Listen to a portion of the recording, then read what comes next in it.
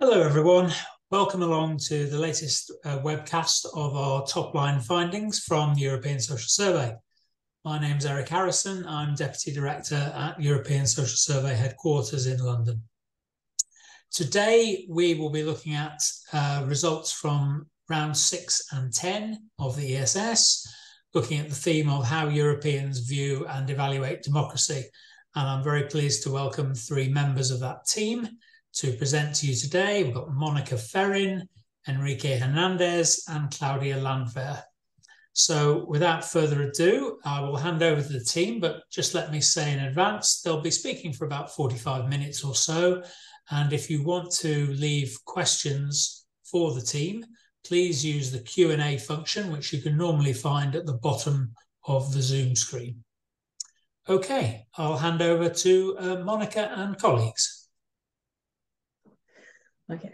Hello, everyone. I'm happy to share with you some of the findings of round 6 and round 10, of European Social Survey. I will be starting, and then Enrique and Claudia will be commenting as well on some of the results. You might already know that round 10 is a repeat module from round 6. So I'll just start briefly to telling you about the motivations of round 6 before I'll present round 10. So, sorry.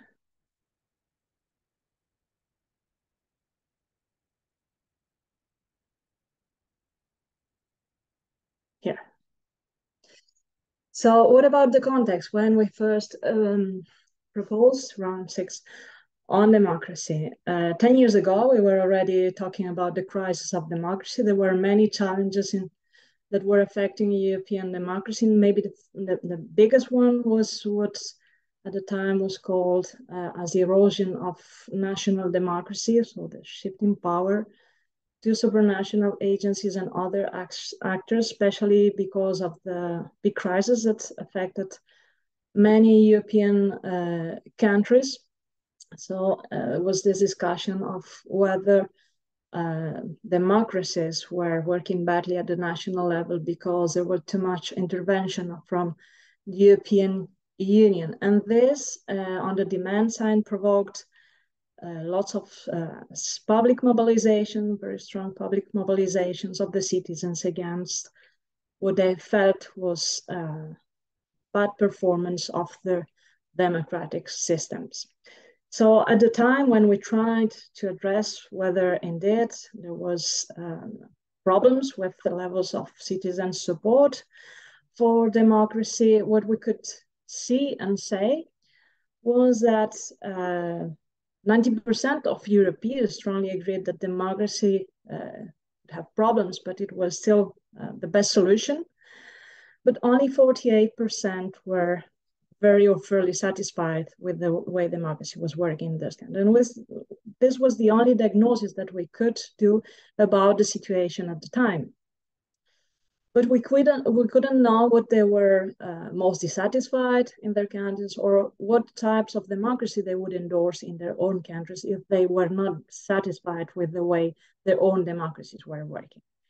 So what we tried to do with round 6 on democracy was to provide with the detailed account of citizens' views and evaluations of their democratic system, so that we could fill lots of questions that we could not answer at the time.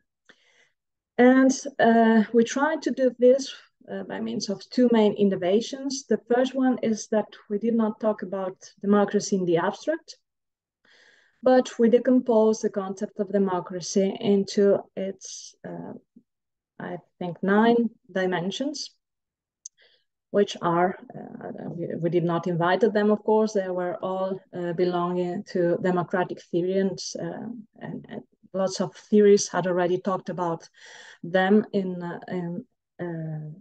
conceptually. So we use them all those that we could find in the literature to try to decompose the concept of democracy.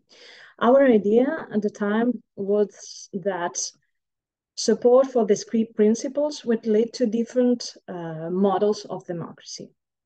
So people who would support most of these principles, except participation and equality would be the strong liberal Democrat supporters, whereas people who would prioritize equality over the old principles would be the Social Democrats, and people who would prioritize participation would be the Direct Democrats. The second big innovation we came out with round 6 was to ask about 2 different aspects: views and evaluations. So views would be the ideal, the meaning of democracy, what democracy ought to be for the people. And evaluations would be like the real working of democracies in their own countries, their assessments of what was working and was not working in their democracies in their own countries. And asking about these 2 different aspects would allow us, on the one hand, to tell, well, what type of democracy citizens want, what is it exactly that they are not satisfied with in their own countries, but also the mismatch between their ideals and their evaluations, and whether this mismatch would potentially explain some other attitudes or even political behavior. This was the 2 main innovations of round 6. In round 10, sorry. We had a complete, maybe not completely different, but many things changed as compared to 2012. We had many new political players coming to the fore, extreme and radical parties, challenger parties came to the fore that were managing people's discontent. Voters for most of these parties were more dissatisfied with democracy than voters from mainstream parties, for example. We had seen many different uses of direct democracy. Some of them were not really accepted by some parts of the population, such as Brexit, but we had also different referendums in Greece and Spain, and some questioning of whether direct democracy was a good way of improving representative democracy. And we had also many other crises, such as the refugee crisis, the pandemic, etc. So the main driving questions at the time, we thought it was an adequate time span to propose again the module on democracy, whether all these changes had affected how citizens view and evaluated democracy in Europe. So we repeated part of the items that were included in round 6. Unfortunately, we had to cut a lot because we couldn't have the same number of items that we had in round 6. So this obliged us to choose the best indicators for each of the dimensions of democracy we had proposed. And round 10 basically includes 3 new aspects as compared to round 6. The first one is that we tried to expand the alternative views of democracy we accounted for, and we included the populist model of democracy as an alternative model, considering all the growing of the populist parties in years. We thought that we needed to cover this particular aspect or this particular type of democracy. In addition, we included something that we had been criticized for on the previous round, that we didn't cover illiberal attitudes or support for non-democratic forms of organization. So we included in round 10 support for autocracy. And finally, we introduced also what we call the core of democracy, which was an attempt to partly solve the problem that most people wanted everything and rated everything as very, very important. So that to oblige people to choose what was really the main aspect of democracy, the key principle of democracy for them. So these were the 3 changes as compared to round 6 that we included in round 10. I'll tell you briefly maybe about about the most difficult task that we addressed in round 6, which was measuring the populist model of democracy, because there have been lots of writings and lots of empirical attempts to measure populist attitudes, but not so many on measuring the link between democracy and populism. So this was one of the most difficult tasks, and we did lots of empirical testing before we came up with the final questions. What we intended to do is to measure the trade-off between the liberal and the electoral dimensions of democracy as posed in the populist discourse. And basically, we came out with two main items or two main subdimensions within this populist model of democracy, which is the unrestricted popular sovereign, which is framed as you can see here, the will of the people not be stopped, and this contradiction between people-centrism and anti-elitism. The views of ordinary people prevail over the views of the political elite. Just to tell you briefly about whether this new alternative of democracy, how it looked like. As in 2012, what we found, and this I think it's quite important, is that the structure of Europeans' views of democracy did not change. So the dimensions or the key principles that were supported by Europeans in 2012 are those key principles that were also supported by Europeans in 2020. And this is rule of law and free and fair elections. This is important. And there seems to be still strong support for the main components of liberal democracy. What you see here is the scaling of all these different components into the different models, as I showed you before. So the liberal democratic system, the social democratic system, direct democracy, and populist democracy. As you can see here, the liberal democratic model is by far the most strongly supported across all European democracies, but there are a few exceptions where other models are most strongly supported. For example, the social model in Portugal, or the direct democracy model in Switzerland. And what you can see here in relation to the populist model is that generally is also the model of democracy that is the least supported among the Europeans. What we found also, and this was a bit contrary to our expectations, is that the populist model of democracy is not in contradiction to all the other models. Most Europeans tend to see that these are complementary. So this is positive relationship between supporting the liberal model of democracy and the populist model of democracy, for example, which is something we were not expecting, or we were showing, we were expecting a contradictory relationship. So the trade-offs that are framed within the concept of the populist model of democracy are not reflected in citizens' views. I stop here and leave the ground to Enrique, who will tell you a bit more in detail about all the indicators. Okay, so hello everyone, and thanks Monica for this very nice and detailed introduction of the repeat module. So as Monica said, what we are going to explain now, we're going to try to zoom in on the different views of democracy of Europeans, and particularly on the importance that citizens and respondents attribute to each of the principles of democracy that we asked about. So respondents were asked how important each of these principles are in a democracy, and they were offered a 0-10 scale, from 0 being not important at all, from 10 to completely important. And this is what I'm going to present now, so these views of democracy. And then Claudia will take over to explain how citizens evaluate that each of these principles and elements are present in their countries, right? So what you are seeing now in the screen is the importance that respondents attribute to this, to the following elements of democracy, to the 6 elements of democracy that you see at the bottom of the screen. And what we are seeing here is the average importance that respondents give to each of these elements of democracy. That's the number that you see next to each of the plots, right? And then the plot also represents the variation that we see in these responses, right?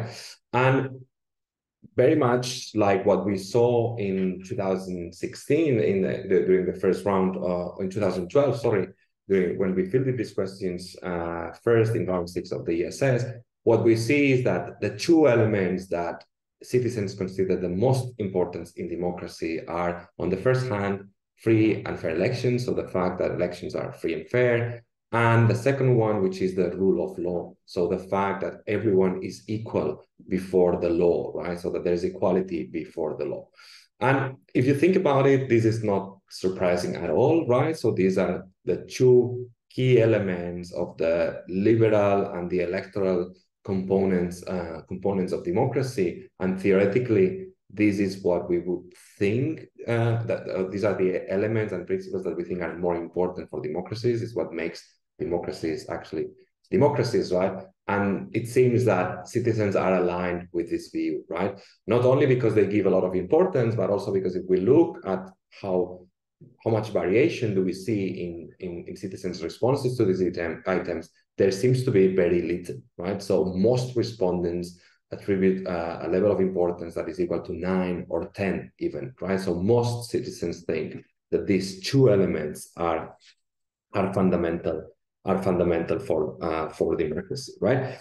And then we include other elements related to these liberal and electoral notions of democracy, such as, for example, the fact that parties present differentiated offers, so that what parties propose is different from one another, or the fact that governments that have done a bad job in elections are punished when they run for re-election, right? And we see for these two elements, we see that citizens attribute lower importance to them, but still the average is quite high, right? So for the fact that parties present differentiated partisan offers, it's 7.8, and for retrospective accountability, so for the idea that governments and parties that have done a bad job are punished in elections, that equals 8.3, right? So less importance than, for example, to the fact that elections are free and fair, but still quite a relatively high importance in this 0-10 scale, right? Actually, the fact that parties present a differentiated partisan offer is one of the elements of these 6 that you see here on the screen that to which citizens attribute the least importance, right? Of course, we could speculate as to why this is the case, right? But I was thinking this morning while looking again at this data that this could have something to do with the fact that we are seeing increasing polarization in democracies, right? So citizens might be worried that parties are drifting too much apart in a sense, but of course it is purely speculative, but this is something that might be going on here, right? Because also when it comes to this item, what you see when you look at this plot, if you look at the orange plot that you have here in the screen, you see that there is a lot, much more variability in terms of how important citizens consider these items, right? And then we can turn to the left-hand side of the screen, right? No, go back to the previous slide, Monica. Sorry. Yes, here. So if we go to the other two elements, so to the protection of minority rights and press freedom, we see that these two elements are also considered quite important, right? So these are two elements that are fundamental in liberal democracies. So liberal democracies are not only about voting, it's also about the protection of the rights of minorities, of the fact that the press is free to criticize the government, and it seems that citizens tend to attribute high importance to this. And we think this is quite important, right? Because, for example, there are actors that have received a lot of support during this last year, such as populist parties, which are somehow critical of some of these liberal elements, such as, for example, the protection of the rights of minorities. But it seems that citizens still consider this as a very important element of democracy, right?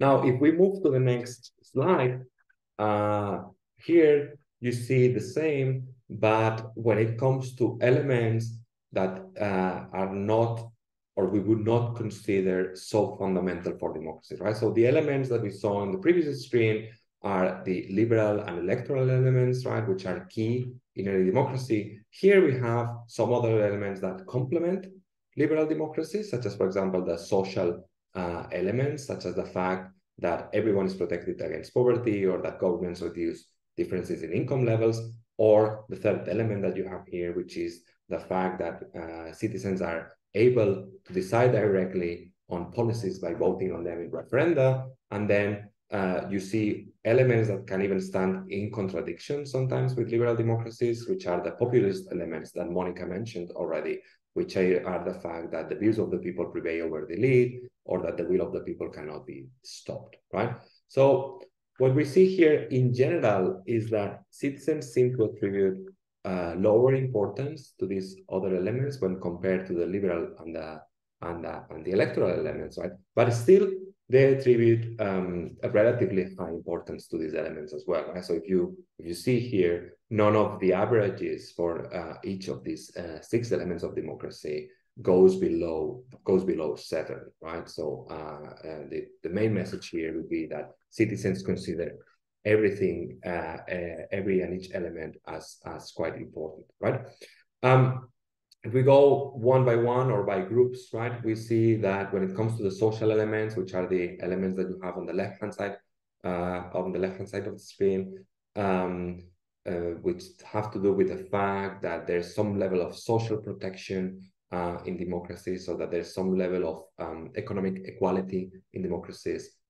Citizens attribute relatively high importance to these elements, but this is especially the case for the fact that governments protect everyone against poverty. There seems to be somehow a bit more of disagreement when it comes to the fact that governments reduce differences in income levels, right? Then moving to direct democracy. So direct democracy, we've spoke a lot about direct democracy in Europe in the last 5 to 10 years due to different referendums that have taken place here. And we see that respondents still attribute quite high importance to direct democracy, so to the fact that that citizens are able to vote directly on issues, on referenda. But then when we see how this has changed, you will see that this is one of the items that has changed the most when it comes to the importance that citizens attribute to this element, and you will see that there's been a decline in the importance that citizens attribute to this element, right? And then moving to the last 3 items, the ones that you have on the right-hand side of the screen, these are the new items that we included in this survey. So all the other items we repeated, but these are the 3 that are new, right? And that have to do with this more populist idea of democracy, right? And rather surprisingly or not, this depends on who you ask to in our team, right? We see that citizens attribute relatively high importance also to these populist items, right? But even if this importance is relatively high in this 0-10 scale, we also see that these are the items that present greater variability, right? If you look at the spread of the responses represented in these plots, you'll see that there's more disagreement about the importance of these elements for democracy, but still quite a high level of importance attributed to the fact that the views of the people prevail over those of the elite. So to this idea of unrestricted popular sovereignty, and also a lot of importance attributed to this anti-elitist idea that the will of the people should not be stopped, right?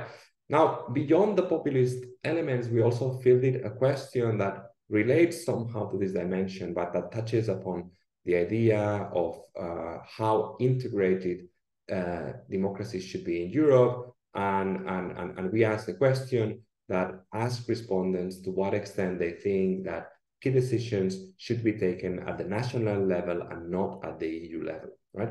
To tap onto this idea of to what extent citizens support a supranational or multinational idea of democracy. And what we see here is that most citizens tend to think that it is important that key decisions are taken at the national level and not at the EU level, but still there is quite some importance attributed to this level, right? Now, if we move to the next slide, what you see here is also another of the innovations that we introduced in this repeat model, right? So in the previous model, we asked respondents, how important do you think each of these elements of democracy are, right? And one of the findings that one of the things that we found, which was quite relevant, is that respondents tend to consider that most of the elements we asked about are quite important, right?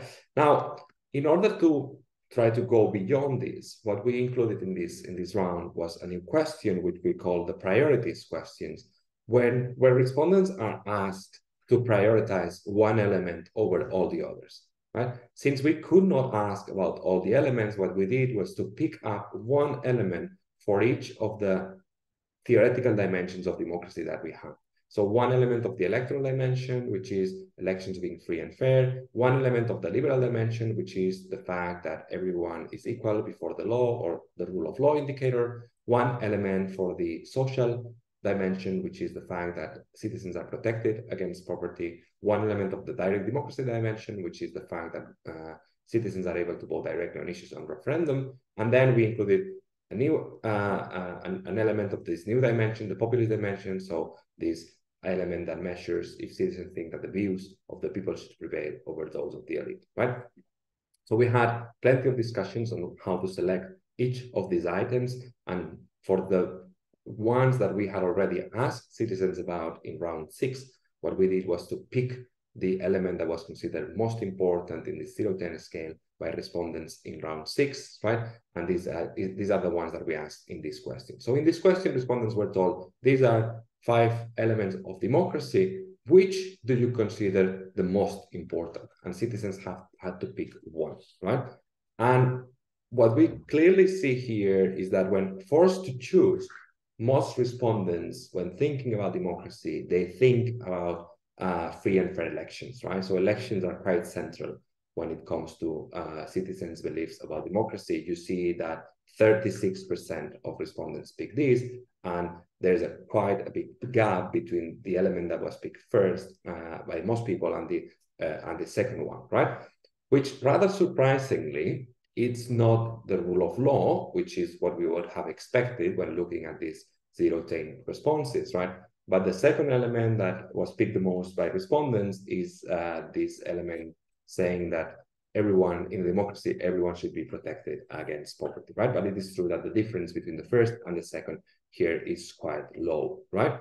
And then it seems very clear that even if respondents attribute a high importance to some of the populist elements that we measured, when forced to choose, very few people think that the most important element in a democracy is the fact that the views of the people prevail over the elite, right? So this new question, we think, provides a more nuanced picture. Of course, respondents are forced to choose here. They are forced to prioritize, right? And when forced to prioritize, we see that there's greater differences in the importance attributed to these different elements, right?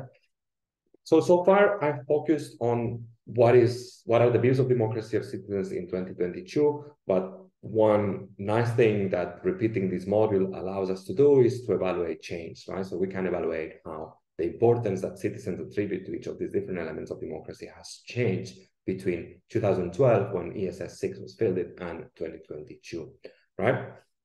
So what you're seeing here in the screen is the importance attributed to the 9 elements of democracy that we repeated in both, that were asked in both round 6 and round 6, right? How the importance attributed to each of these elements has changed between 2012, which are the blue bars, and 2020, which are the orange bars, right? Now, the story here, the story is a story about stability, I would say, when it comes to the views, to the changes in the view of democracy. So there are 2 elements to which citizens attribute a higher importance in 2022 than in 2012, right? And there are 7 elements to which citizens attribute a lower importance in 2022 than in 2012, right? But the average change in the 0-10 scale for the items that grew in importance is of 0.2, right? And for the elements in which we see a decline in importance is of 0.10 to 1, right? And remember that we're talking about a scale from 0 to 10, right? So this is a story more about stability rather than change, right? So the 2 elements in which we see an increase in importance attributed to those are especially to the fact that the media are free to criticize the government, right? So respondents and citizens tend to think that it has become more important in democracies that the media are free to criticize governments. And we also see a slight increase in the importance that citizens attribute to the fact that national elections are free and fair.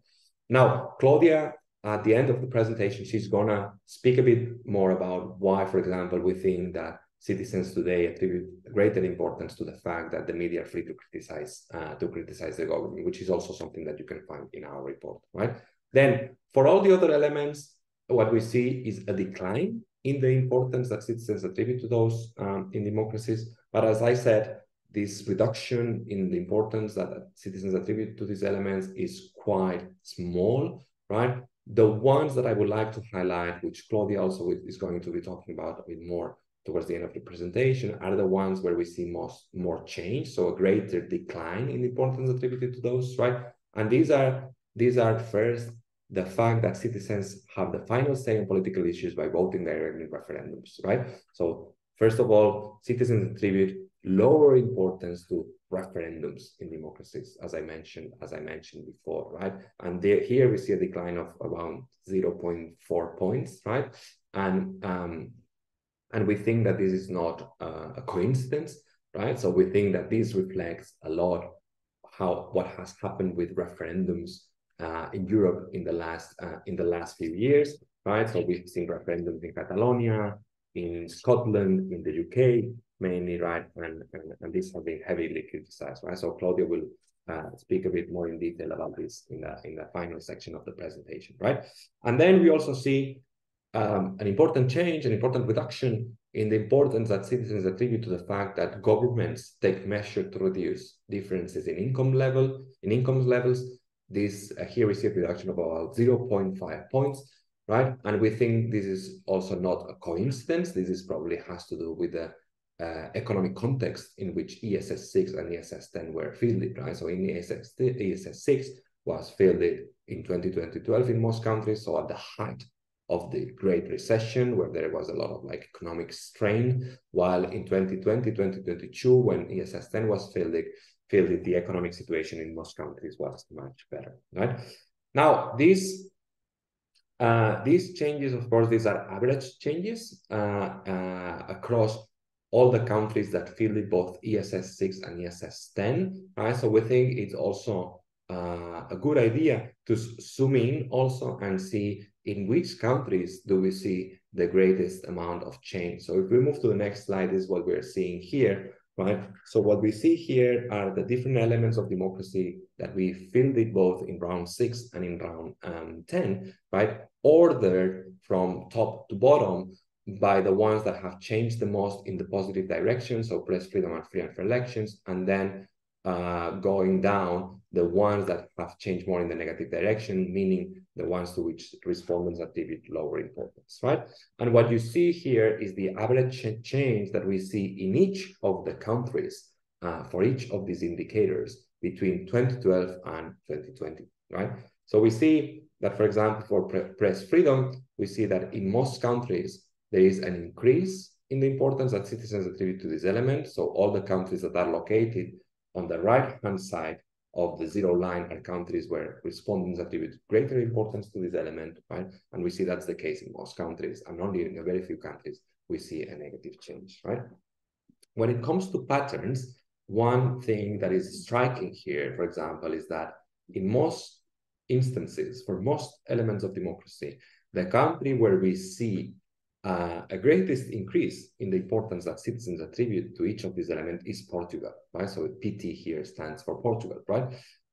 We were discussing this in the context of a workshop that we had of discussing this data, and we came to realize that this might have something to do with the fact that ESS 10 was conducted around an election in Portugal, right? And that might increase the importance that citizens attribute to most elements, right?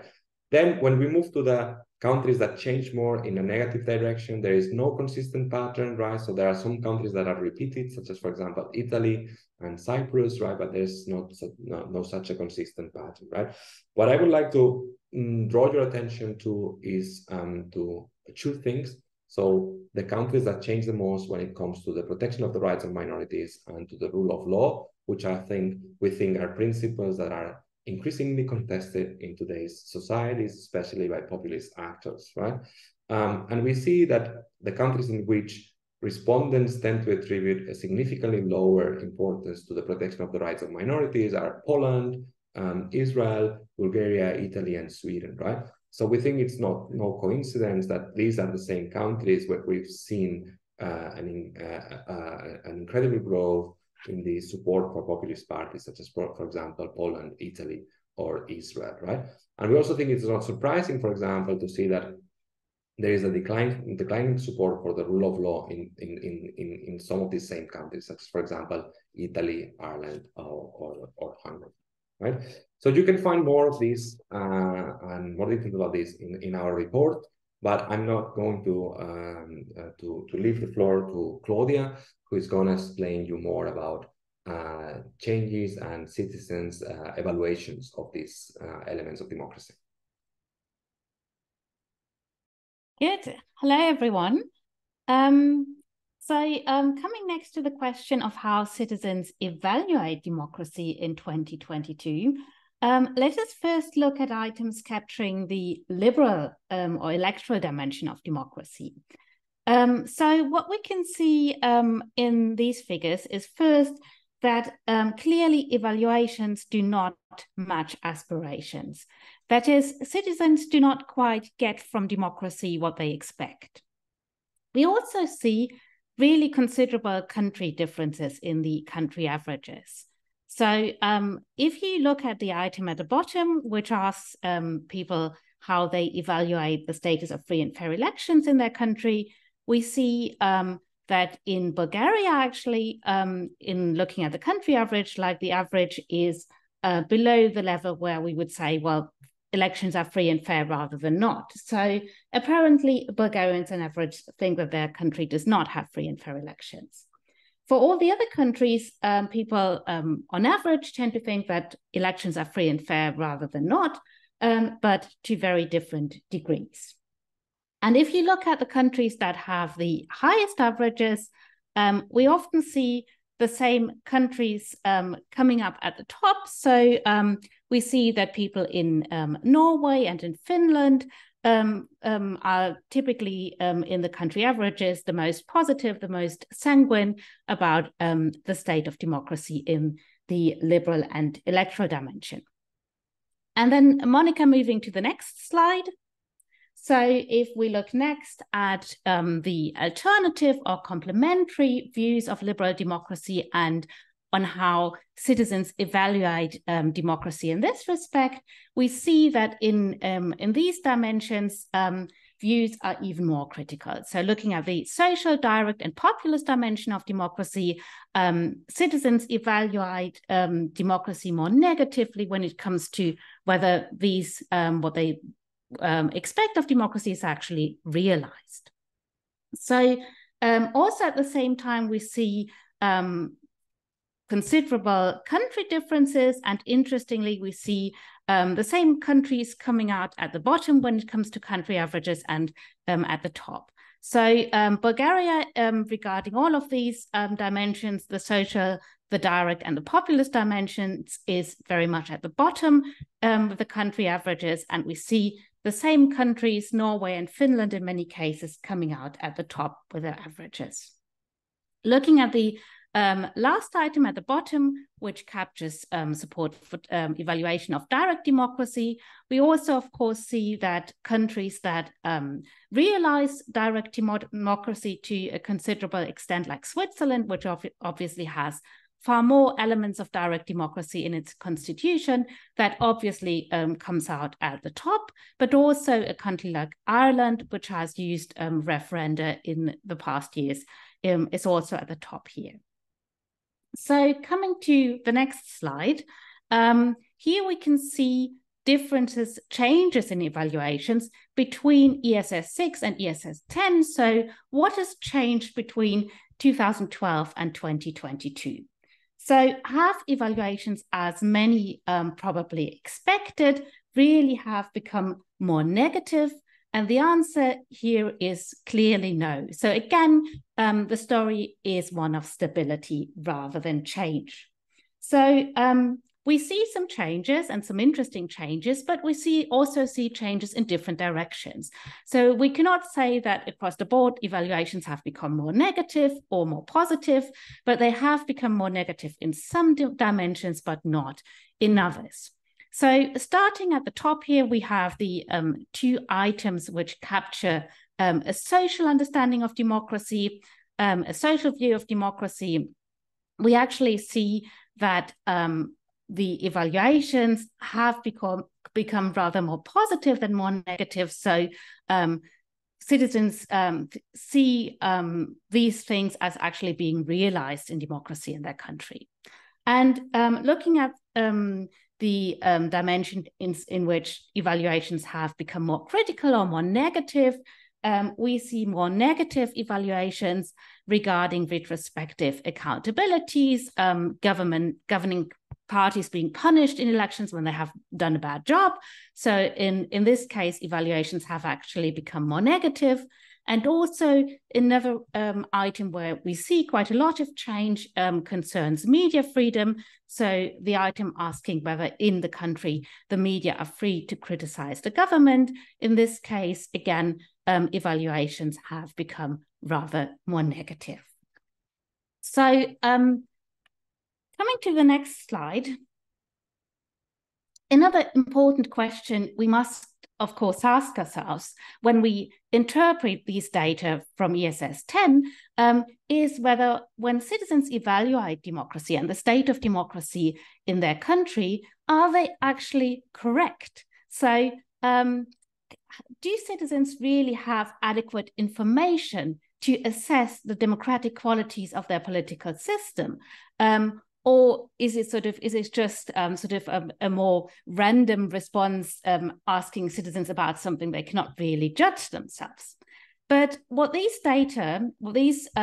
plots show you is that citizens are actually, at least to some extent, able to judge what's going on in democracy in their countries.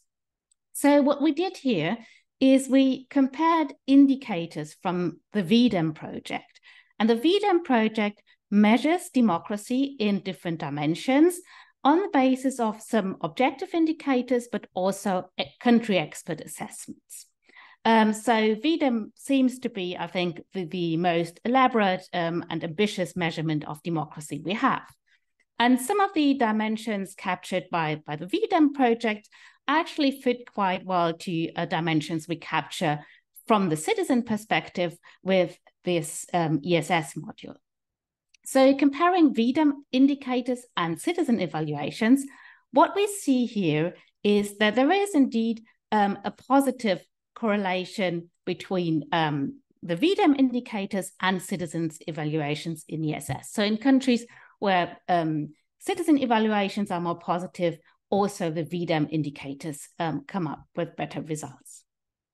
But overall, what we see is that citizen evaluations in the European Social Survey seem to be more negative than expert evaluations in the VDEM project. So the country experts asked by VDEM seem to evaluate their democracy more positively than citizens in the same country. We also have two interesting exceptions from this pattern, and these are in the top left-hand corner, the two dots below the vertical line, which are Poland and Hungary. So in Poland and Hungary, citizens actually evaluate liberal democracy more positively than experts do. So coming to the next slide, we want to zoom in on some indicators where we see the most significant changes between 2012 and 2020. So starting here with an indicator for social democracy, namely the question of whether the government in the country takes measures to reduce differences in income levels. And what we see here, I think, is really an interesting pattern. So we see that reducing income differences, an indicator for social democracy, is considered less important for democracy, but it is evaluated more positively. So citizens expect less and appreciate more what they get concerning government attempts to reduce differences in income levels. So one explanation we have on offer here is that, of course, ESS 10 was conducted during the pandemic, and especially in 2020, this was the time when there was a lot of concern about economic consequences of the pandemic, especially for smaller companies, for restaurants, hotels, and so on, but also for citizens. And many governments actually adopted quite generous measures to compensate citizens and companies for economic consequences of the pandemic. So governments were actually experienced as doing a lot to prevent COVID from actually bringing people into poverty. So this might be an explanation for why social democracy, and more specifically in this item, attempts to reduce differences in income levels are evaluated more positively, although citizens actually expect less in this regard. Coming next to freedom of the press, and what we see here is, well, nearly a reverse pattern from what you see on the last slide. So when it comes to freedom of the press, we see that citizens assign more importance to freedom of the press, but evaluate the state of media freedom in their country more negatively. So in many of the countries where we see evaluations becoming more negative, these are actually countries which, according to expert assessments, for example, in the VDEM projects, actually struggle to realize media freedom. So in many of the countries you see here, there is actually a problem with media freedom, and citizens do see it, and they do evaluate it accordingly more negatively when asked about the status of media freedom in the country. And coming finally to direct democracy on the next slide. So this is something Enrique mentioned before as well. So across most of the countries, with two exceptions, which you see at the bottom of the list, citizens actually think it's less important that citizens have a direct say on political issues by voting in referenda. And with regard to the evaluations, whether this is actually the case, it's sort of a more mixed picture. But what can explain the fact that citizens seem to be less supportive of direct democracy, less supportive of referenda than they used to be? And the explanation, as Enrico already mentioned, is clearly experience they had with referenda, but not only experience they had with referenda in their own country. So Enrique mentioned Brexit in the UK, but also the referendum in Catalonia in Spain. But it's not only these countries that evaluate, that expect less democracy, but many other countries too. For example, when you look at Germany, we see a sharp decline in support for direct democracy, although Germany actually never had direct democracy on the national level. So it is not really their own experience that makes them question direct democracy, but it seems to be a Brexit effect. So not only Brexit, but Brexit is sort of the most salient example, which actually seems to have made people more skeptical with regard to direct democracy across Europe. And then a final slide, because if we come back to the question of what kind of democracy do citizens really want, and why are they so unhappy with the state of democracy? So what is it that sort of makes people support populist parties or withdraw entirely from politics? And this is another set of items that could give us some idea about sort of where the problem really lies. And these two items ask participants in the ESS whether, and this is formulated as a trade-off or item that then becomes a filter question. So participants will ask whether, in doubt, governments should change policy in light of what the majority wants, or whether government should stick to planned policies. And it was a trade-off question, so they actually had to make a discrete choice. And if you look at the left-hand side of this slide, you see that in the majority of countries, citizens actually want governments to change policies when the majority takes a different position. So the majority of respondents expects governments to be responsive to the majority will. And then on the right-hand side, you see the evaluation of perceived responsiveness. So people ask, those who say they want government to be responsive are then asked to what degree is government actually responsive to what the majority wants. And here you see that the perceived level of responsiveness is rather low across the countries. So apparently governments are viewed as less responsive than citizens want them to be, and this could lead to demand for more people-centered and also more populist politics. And then finally, to summarize, what we could show you today is only like a very rough overview of what can be done with the data, only a glimpse of the potential that's really in these data. And we look forward to, of course, doing much more with it, and also to other researchers working with these data and finding more interesting patterns and new insights on citizen views and evaluations of democracy. But sort of the overall story we tried to tell with this presentation is that there continues to be a mismatch between views and evaluations, meaning that citizens expect more of democracy than they actually get in their country.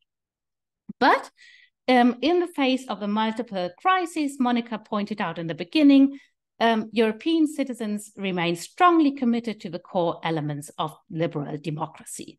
And this, we think, is really reassuring, given the authoritarian challenges we see in many countries and the attempts to undermine public support for liberalism and democracy. So, thank you.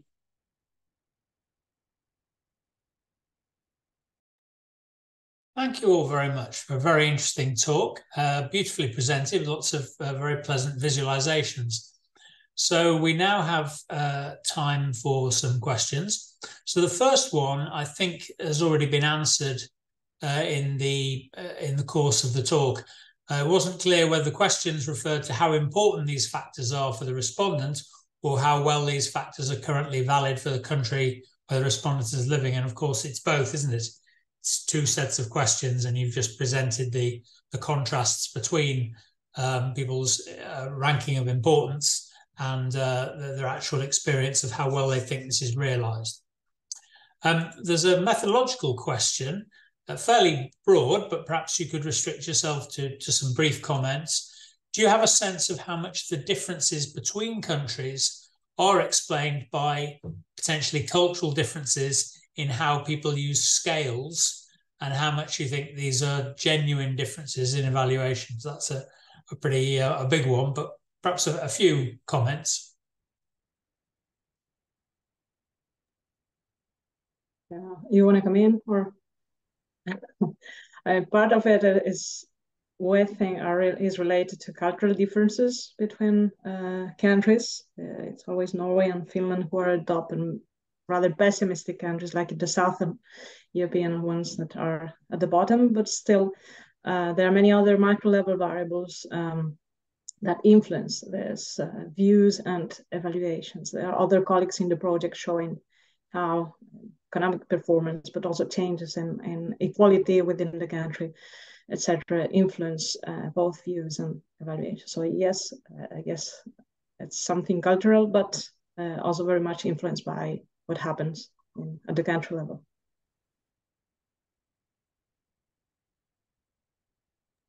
If I may say a few words, when it comes to different use of the scales, I mean, at some point we tried to take that into account in a rather rudimentary way by using as a benchmark the way in which respondents use other scales in the ESS that are also 0-10, right? Especially when analyzing correlations, right? And when we control for that, there's not much of a change on the factors that influence these evaluations, right? Of course, at the descriptive level, this would require kind of like a measurement model that takes that into account. And I don't know if any analysis that has done this, maybe Mónica or Claudia, you know, for someone who's done this for ESS 6, but I cannot recall anyone who's tested these scaling variance measurement type of models. Actually, there's one study, I think, that is not from our team. Okay. It's by one of the ESS members in Barcelona, I think. Okay, yes. Okay. Related to that, yeah. Thank you. There's two questions from Mario which sort of run into each other. Let's go with a specific one first. You presented that people are fairly unhappy with the responsiveness of governments. That's the later section of the presentation. Do you have any evidence on what topics they would like their governments to be more active on? And I'll roll in the second part of the question. In general, if you were to advise policymakers at the EU, based on the findings from the module, what would be the most important takeaways? So perhaps you handle both of those together. Yes, maybe I can start out by addressing the first of these questions on responsiveness. So I actually did some more analysis on responsiveness. And the thing with responsiveness is always, who do people want governments to be responsive to? Do they want governments to be responsive to the majority will, or do they want governments to be responsive to their very own preferences? So it could be that governments are perfectly responsive to the majority will, but still no one gets exactly what they want, and they come to evaluate responsiveness rather poorly. So in a study I did with Niels Steiner and Sven Hillen, we show that in most respects, citizens sort of evaluate government responsiveness with regard to what they want governments to do for themselves and not with regard to majority opinion. So that's a problem. So probably everyone views, or not everyone, but many citizens experience governments as being unresponsive, but that is mostly to their own policy preferences and not to the majority will. So that's a problem with the interpretation of these findings.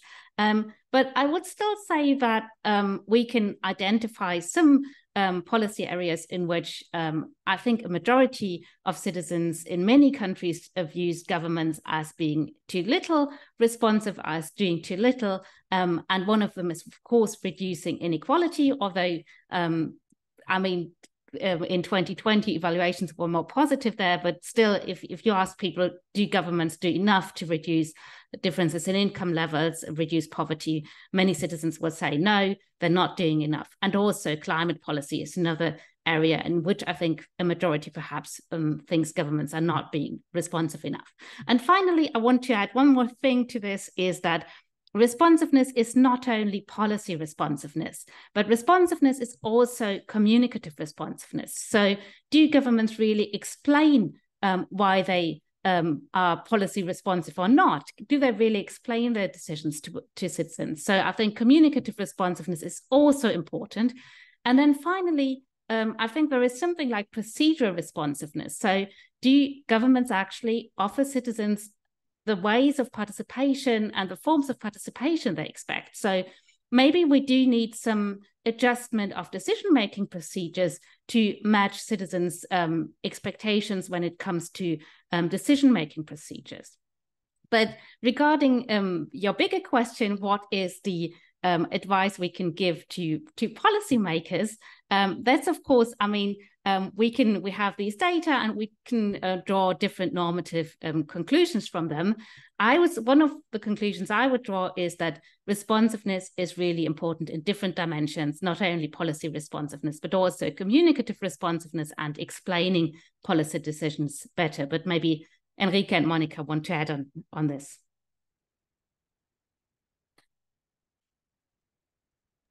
Maybe just that's perfect explanation by you. No, yeah. I mean, the good thing about this data is that we can individualize country by country and check really what citizens precisely want in specific countries or perceive is working badly. For example, in Spain, where I'm from, rule of law is clearly the strong problem that is signaled by citizens. So I guess this is the interesting thing of the data, that you can zoom in the individual countries and check what has to be done. Thank you to all of you. Our hour is up, so we will leave it there. You can download the whole report from the ESS website, as you have seen from the note in the chat. Gratitude to the module team for, as Stefan said at the start, all the work they did in the preceding years, and as well as the quality of the report that they've produced. Thank you once again. Hope you've enjoyed the webinar. Do look out for our upcoming continuation of our methods series, which there'll be more webinars upcoming. But for now, it's good afternoon.